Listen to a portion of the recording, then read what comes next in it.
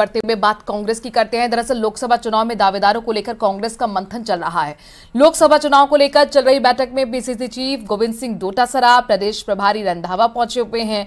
इसके साथ नेता प्रतिपक्ष टीकाराम जूली भी बैठक में शामिल हैं। चुरू टाउन हॉल में कार्यकर्ताओं से संवाद कार्यक्रम चल रहा है, जिसमें चुरू से कांग्रेस के विधायक और जनप्रतिनिधि भी मौजूद हैं।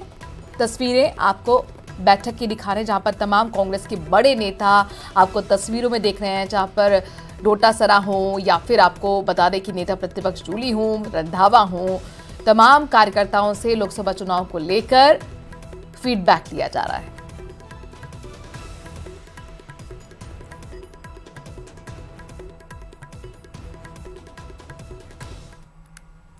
अगली खबर है अलवर से, जहां पर लोकसभा चुनाव को लेकर नेता प्रतिपक्ष टीकाराम जूली के कार्यालय पर बैठक का आयोजन हुआ। बैठक में लोकसभा चुनाव समन्वय धर्मेंद्र राठौर द्वारा कांग्रेस ब्लॉक ए और कांग्रेस के ब्लॉक बी के पदाधिकारी शामिल हुए।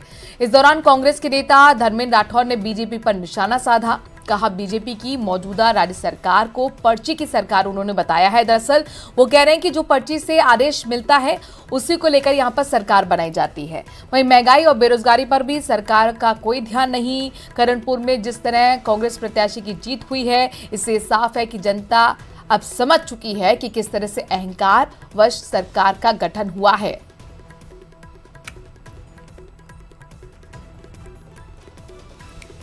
अखिल भारतीय कांग्रेस कमेटी ने मुझे अलवर लोकसभा का समन्वयक नियुक्त किया और हमें पार्टी के राष्ट्रीय अध्यक्ष जी ने, पार्टी के संगठन महासचिव जी ने जिम्मेदारी दी है कि हम लोकसभा के हर ब्लॉक में जाके और पार्टी के संगठन को चुस्त और दुरुस्त करें।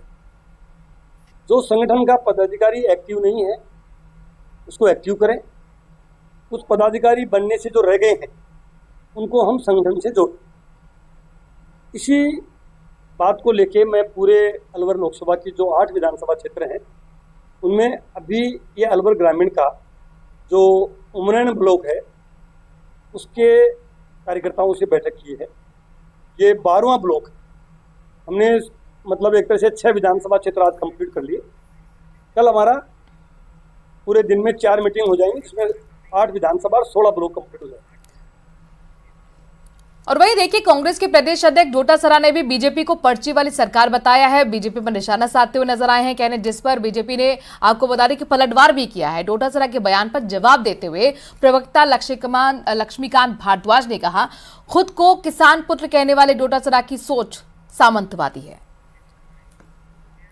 भजनलाल जी खुद को ही पता नहीं पीछे की लाइन में बैठे थे और 1 घंटे पहले भोजन और टेंट की व्यवस्था संभाल रहे थे। वो उसको भी कह रहे हैं कि नहीं साहब देखो हमने ऐसा कर दिया। भाई कर दिया, अच्छी बात है, मुख्यमंत्री बन गए, हमारे सबके मुख्यमंत्री हैं, 5 साल उनको आप उस कुर्सी पे विराजमान रखो, हम ये चाहते हैं, उम्मीद करते हैं। सवाल ये है कि क्या जनता ने इस बात के लिए मैंडेट दिया था? क्या जनता को जो चेहरा आपने दिखाया, जनता को कहा मोदी जी के नेतृत्व में हो रहा, तो मोदी जी को बनाओ मुख्यमंत्री। फिर आप गजेंद्र सिंह जी इधर मुख्यमंत्री बन रहे थे तो नहीं बन पाए, हमें भी अफसोस है। जोधपुर का एक मुख्यमंत्री और बन जाता, अच्छा लगता, सबको अच्छा लगता, आपको भी अच्छा लगता, आपको बाइटें ज्यादा मिलती, काम भी होते। कांग्रेस के नेता जो राजस्थान में उनको करारी हार मिली उसको पचा नहीं पा रहे हैं। कांग्रेस के प्रदेश अध्यक्ष गोविंद डोटासरा ने राजस्थान के यशस्वी मुख्यमंत्री के ऊपर जिस तरह का बयान दिया है, जिस तरह का ओछा बयान दिया है, उसकी जितनी निंदा की जाए उतनी कम है।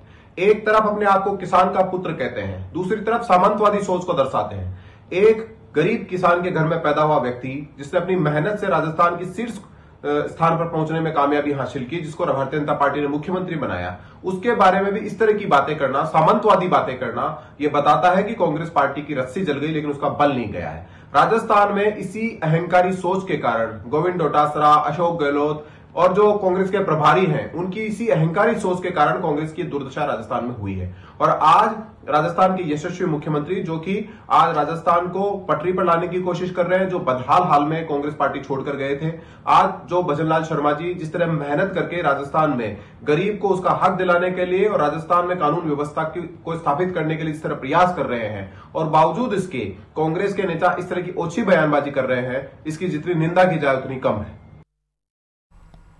और अब आपको झारखंड लिए चलते हैं। बड़ी खबर ये कि चंपाई सरकार ने विश्वास मत हासिल कर लिया है। विधानसभा में चंपाई सरकार का फ्लोर टेस्ट हुआ। विश्वास प्रस्ताव के पक्ष में 47 वोट पड़े, विश्वास प्रस्ताव के विरोध में 29 वोट पड़े। देखिए, हम आपको बता रहे थे कि समर्थन में 48 वोट हैं और 47 वोट पक्ष में पड़े हैं विश्वास प्रस्ताव के।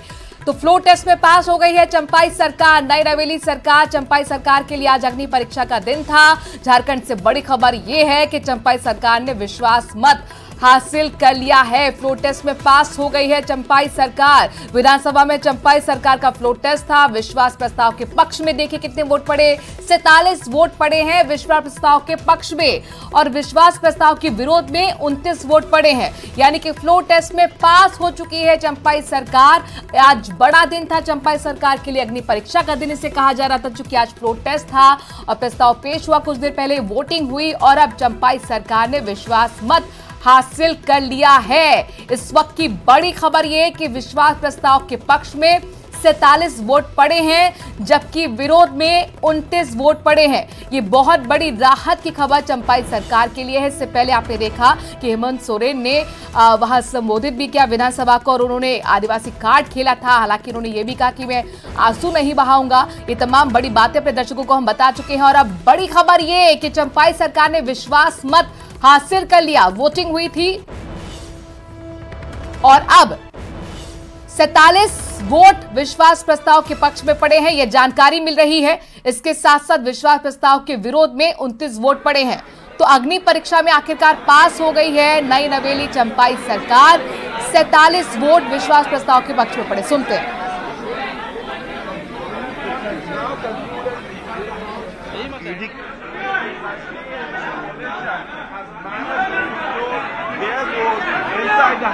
का जवाब सरकार के पास नहीं था। ये सवाल आवाम का है, लोगों का है, आज की परिस्थिति का है।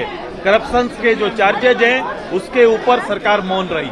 हेमंत सोरेन बोल रहे हैं कि आदिवासी है इसलिए जो है आपको। मैंने कहा कि व्यक्तिगत, धार्मिक या फिर सामाजिक रूप से ये सदन नहीं, सदन उनके नेतृत्व के लिए होता है। सभी के प्रति एक भाव। और पहले हमने उदाहरण भी दिया, ये पहली परिस्थिति नहीं बनी है, इससे पहले भी लोग आए हैं।